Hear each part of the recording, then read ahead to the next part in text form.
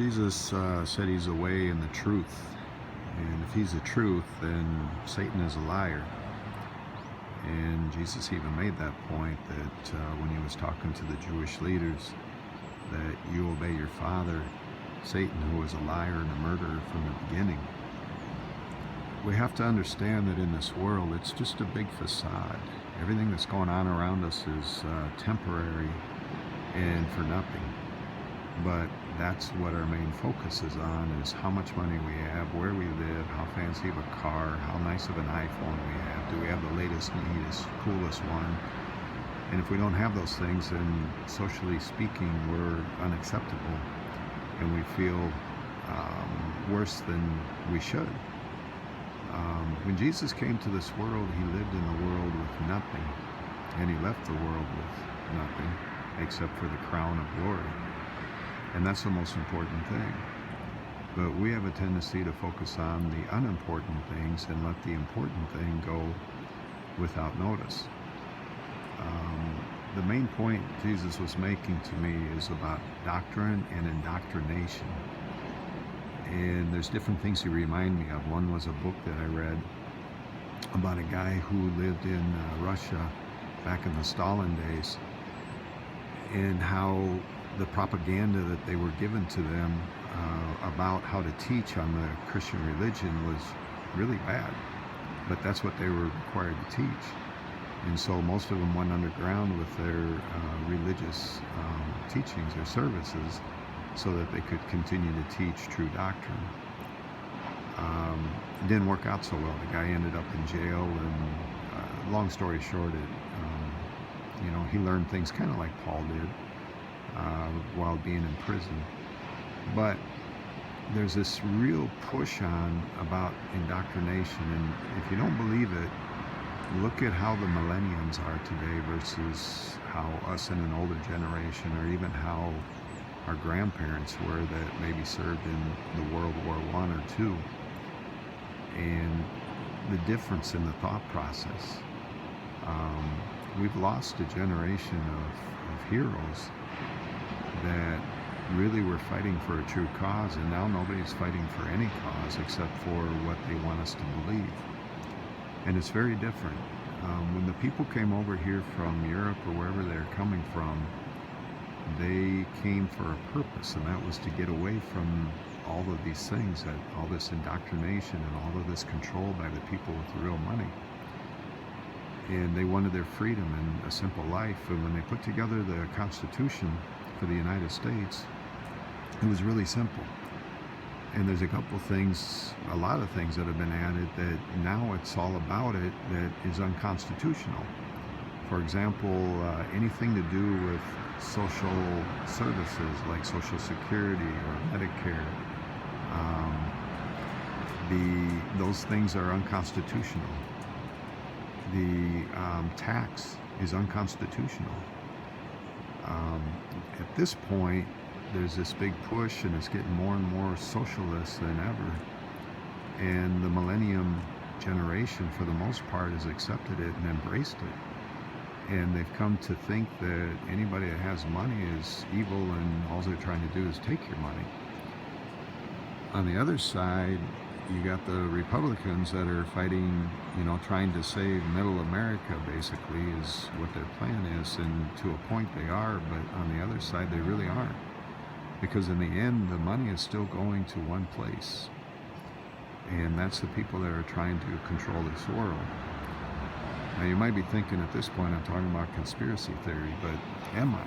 Because I want you to look at some facts and not just chalk it off as, no, it's not like that.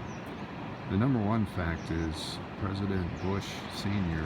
was talking about a one world order. And there's been talk about it over and over and over since. The only way we're going to get a one world order is if we destroy the middle class, the people that have some wealth but are not extremely wealthy. The elite want them out of the way because it's easy to take money from the poor people. They set up all these social programs in order to do that. And we go along with it without a fight. I'm not pushing Trump for president or anything. I'm not a big Trump fan, but I'm also not a Democratic fan. I don't think politics is going to change and save anything, because if you look at the end of times prophecy, it tells us very clear that it won't. There will come an end of times. Now, if it's this time around or people wake up and they take back control of their country, who knows? We'll see how it plays out. But things are really close to the end of times based on what you read in prophecy and what you see happening in this country. And every country for that matter, because I live in Mexico now. And there's a lot of things going on in Mexico that are as bad or worse at this point, because we do have a socialist president in power. And a lot of the things that he's doing, the changes he's making, are not for the good of the people, even though a lot of the people are applauding it, thinking it is. That's a whole thing. Satan is a liar. He makes you believe that what's happening is for your good. And then later you find out that it's the worst thing in the world that could happen. And the reason for it is because we all want something for nothing. We all want peace without having to work for it. We all want money without having to work for it. We all want the newest iPhone for free, whatever it is. And it doesn't work that way. It never has worked that way, and it never will work that way. There has to be effort put forth in order to achieve what it is we need to achieve. Now, one reason I do like living in Mexico is we are a neutral country. We don't mess in everybody else's politics and policies. And when you look, we don't have any countries trying to destroy us like the United States, whether it's North Korea, Russia, China. You know, all these countries have a real hatred to the United States because they're always doing things, meddling in their affairs, causing them problems. And it's not a good way to go about life. And the other thing that's interesting to me, that God's shown me many, many times living here in Tijuana, you know, every day there's like 300 or 400 people on an average deported into Tijuana. And some of them are good people, most of them are. But there's a lot of bad ones that are coming over too. Now there's supposedly this fight on the war for the drug cartels. But my question is, if they really are trying to stop it, then why are they deporting all these bad people and putting them right here in Tijuana, where they're just fueling the fire? Because it's like a recruiting place for the drug lords. And it just keeps bringing more and more troops in that they have to fight against. It makes no sense. The other thing that doesn't make any sense is we see so many things going on around here that obviously the police have to know about and could put a stop to really quickly and simply, but they don't. And why is that? Well, the simple answer is because they don't want to. If they don't destroy the countries, all of them, at the same time, they can't bring in a new world order, because the United States is not going to accept a new world order as long as they're supreme. It would make no sense to bring themselves down to a level of poverty like the rest of the world. They have to destroy it. And it's the same with Mexico. Mexico has been rising in a lot of ways because of cheap labor here and so close to the United States. And so how do you destroy them? Well, the drug lords is one way, because one of the things, or two things they're doing outside of just taking and trying to cross drugs in the United States is they're kidnapping kids and selling body parts and sex trafficking. And the second thing they're doing is they're going into all the business people and doing different things with them, extorting money, kind of like the mafia did years back in the United States. And the second thing they're doing is they are expecting these businessmen to sell the drugs for them. They'll go into a restaurant owner, for example, and drop off $15,000 worth of drugs and say, okay, I'll be back next week to get my money. And they're expecting them to sell them. And so it's killing the small businesses here quickly, and it's bringing fear into a lot of people. For me, I don't fear so much for my kids because of how we live and where we live and the fact that we're with our kids all the time. It'd be very difficult for somebody to take one. There's easier targets. I don't fear people breaking into my house, and that's another thing. They pass laws where if you're caught breaking into a house, you might spend 3 days in jail, and that's it. So there's no real penalty or no real reason to fear it, other than maybe getting attacked by a dog or a homeowner who comes after you. But the point is all the laws that are being passed and all the things that they're doing are creating more and more problems. And again, my personal belief system is, because of everything I understand about Scripture and the end of times, and just see personally and the way they're doing it, shows that it's very true. That's what they're trying to do. Now, here's the other aspect of it. If they aren't trying to do it, then they're really stupid.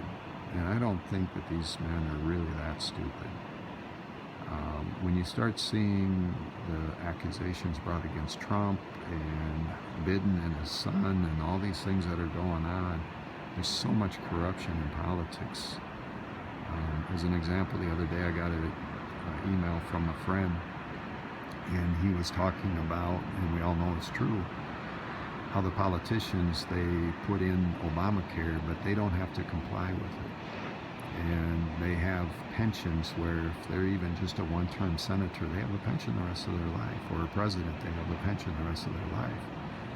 So the whole point is the rules that they have for themselves as being part of the elite, and the rules that we have for the rest of everybody else, are very unfair and very crooked. And it's the same everywhere, because even here in Mexico, everybody knows the politicians are corrupt and they steal money from the government and they do different things. And most of them, they always get away with it. There's a little bit going on right now with the ex-governor of Baja because of some things he did, and they're trying to do some things to punish him, but I doubt anything will ever be done. The whole point is back to the main point, and that is there's so many things going on in this world that are leading to the end of times, and it's all indoctrinating us to just accept things as status quo, and or to believe in the system that it's good the way it's going.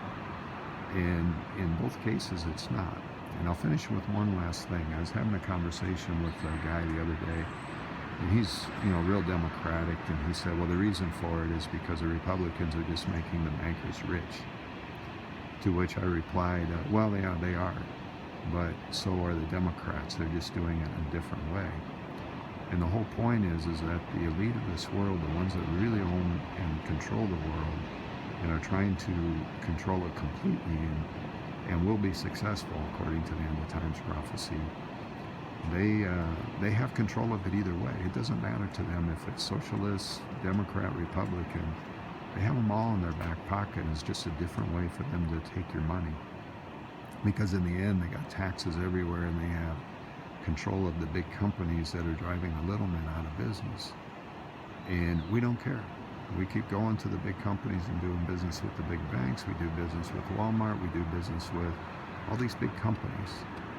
And the little guys are getting starved out.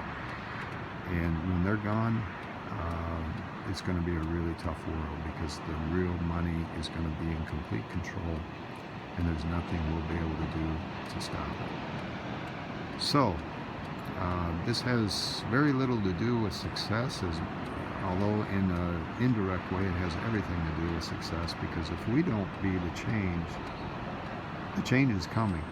And it's already mostly here.